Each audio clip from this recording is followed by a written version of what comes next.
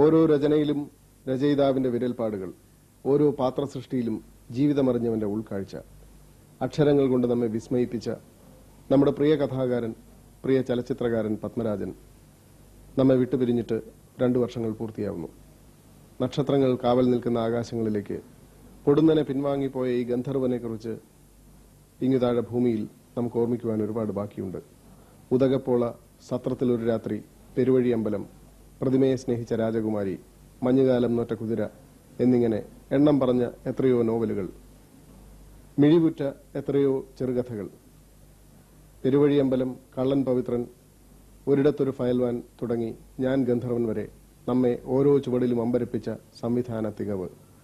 പ്രയാണം മുതൽ ഇങ്ങോട്ട് മലയാള സിനിമാ സാഹിത്യത്തിൽ പുതിയ ചാലുകൾ വെട്ടിക്കീറിയ എത്രയോ മികച്ച തിരക്കഥകൾ. തന്റെ ഓർമ്മയ്ക്കായി ഇത്രയൊക്കെ അവശേഷിപ്പിച്ചാണ് കടന്നുപോയതെങ്കിലും പത്മരാജന്റെ അകാല വേർപാട് മലയാള സിനിമയ്ക്കും മലയാള ഭാഷയ്ക്കും സംഭവിച്ച എക്കാലത്തെയും വലിയ നഷ്ടങ്ങളിലൊന്നു തന്നെയാണ്. നമുക്ക് ലഭിക്കാതെ പോയ എത്രയോ രചനകൾ, എത്രയോ കഥാപാത്രങ്ങൾ, എത്രയോ ചിത്രങ്ങൾ. തന്റെ അവസാന ചിത്രമായ ഞാൻ ഗന്ധർവന്റെ എഴുത്തുജോലികൾ തുടങ്ങുന്നതിനിടയിലാണ് പത്മരാജൻ ഈ അഭിമുഖം അനുവദിച്ചത്. ഒരുപക്ഷെ തന്റെ ജീവിതത്തിലെ ഏറ്റവും ഒടുവിലത്തെ TV അഭിമുഖം. മരണം പിന്നിലെവിടെയോ പതുങ്ങിയിരിക്കുന്നു എന്ന് അറിയാതെ അദ്ദേഹം സംസാരിച്ചു തന്റെ ഇന്നലകളെക്കുറിച്ച്, നാളുകളെക്കുറിച്ചും. അവ പിറക്കാതെ പോയെങ്കിലും. സിനിമയിലേക്ക് പലരെ ആകർഷിക്കുന്നത് സിനിമയിൽ നിന്ന് ലഭിക്കുന്ന പ്രശസ്തിയും പണമാണെന്ന് കേട്ടിട്ടുണ്ട്. സിനിമയിലേക്ക് വരും മുമ്പ് തന്നെ എഴുത്തുകാരനെന്ന നിലയിൽ വളരെ പ്രശസ്തനായിരുന്ന ശ്രീ പത്മരാജൻ സാറിനെ സിനിമയിലേക്ക് അടുപ്പിച്ചത് ഏത് ഘടകമാണ്? തീർച്ചയായും സിനിമയുടെ മാത്രമായ പ്രശസ്തിയും പണവും ഒന്നും എന്നെ ആകർഷിച്ചിരുന്നില്ല എന്നൊന്നും കള്ളം പറയാൻ ഞാൻ തയ്യാറല്ല. പക്ഷെ ഈ ചോദ്യത്തില് എഴുത്തുകാരനായ പത്മരാജനെ, കാരണം എഴുത്തുകാരനും പ്രശസ്തനാണ് നമ്മുടെ നാട്ടിൽ. എഴുത്തുകാരനും എഴുത്തിൽ നിന്ന് ധനമൊക്കെ കിട്ടുന്ന. സാറയച്ച കത്ത് ഇന്നലെ കിട്ടിയായിരുന്നോ? ഇന്നലെയാണ് കിട്ടുന്നത്. ഓ, ജീരകവെള്ളം. ചൂട് കൂടുതലാണോ? ഇല്ല. ചൂട് വേണോന്ന് പറഞ്ഞുകൊണ്ട് ഞാനിപ്പോ ഒന്ന് ചൂടാക്കി എടുത്തതാ. ഈ പൊന്നുമായിട്ടും തടിച്ച് ബോറാകാനുള്ള ലക്ഷണമാ അല്ല കുട്ടി? ഏയ്, ആണോ? ഇനിയിപ്പോ എന്തോ ബോറാകാൻ. അത് കലക്കി. 6 കൊല്ലാവുന്നു. എന്തു പറ്റി ഇത്തവണ എങ്ങനെയൊന്ന് തോന്നാൻ, ഇങ്ങോട്ടൊന്ന് വരാൻ? തന്നെ കാണാൻ.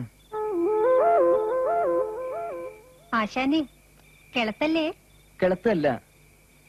ഓരോ പുതിയ ഫോട്ടോയും കിട്ടുമ്പോ തോന്നും താൻ പിന്നെയും മെച്ചമായിട്ട് വരുന്നു.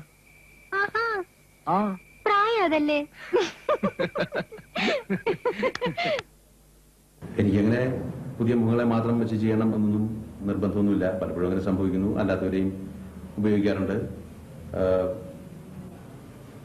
അതും നല്ലൊരു അനുഭവമാണ്. കാരണം കുറച്ചുകൂടെ മെച്യൂർഡ് പെർഫോമൻസ്, പരിചയസമ്പന്നരായ കലാകാരന്മാർ എന്നൊക്കെ നല്ലൊരു, നമ്മുടെ ജോലിക്ക് കുറച്ചുകൂടെ അനായാസത, രണ്ടും സുഖമുള്ള അനുഭവങ്ങൾ തന്നെയാണ്. അതിന് പ്രത്യേകിച്ച് കാരണമൊന്നുമില്ല.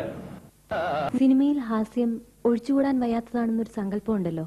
ഈ സങ്കല്പത്തിന് വഴങ്ങിക്കൊടുക്കാറുണ്ടോ? സിനിമയിലെ ഹാസ്യം അനാവശ്യമാണ് എന്ന് എനിക്കൊരിക്കലും തോന്നിയിട്ടില്ല.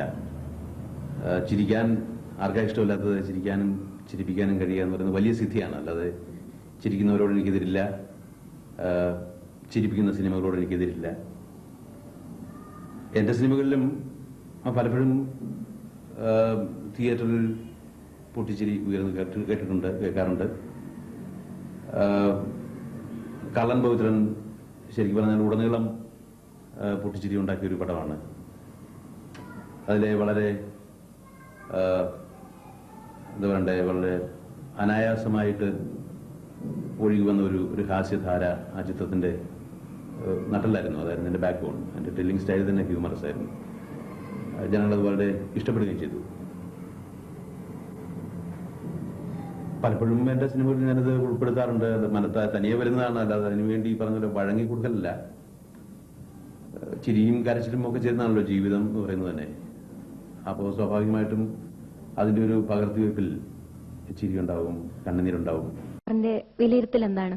ഒരു ഫിലിം മേക്കർക്കും പ്രേക്ഷകനെ അങ്ങനെ ജഡ്ജ് ചെയ്യാനൊക്കില്ല. അതുകൊണ്ട് തന്നെയാണ് സിനിമയിൽ ഈ അത്ഭുതങ്ങൾ ഉണ്ടാകുന്നതും അപായങ്ങൾ സംഭവിക്കുന്നതും കണക്കൂട്ടലുകളൊക്കെ തെറ്റുന്ന ഒരു മേഖലയാണ് സിനിമ പൊതുവെ. എൻ്റെ ഏറ്റവും നല്ലത് എന്ന് ഞാൻ കണക്കാക്കുന്ന ചില ചിത്രങ്ങൾ, ഉദാഹരണത്തിന് അരപ്പട്ട കെട്ടിയ ഗ്രാമത്തിൽ, അല്ലെങ്കിൽ മൂന്നാം പക്കം,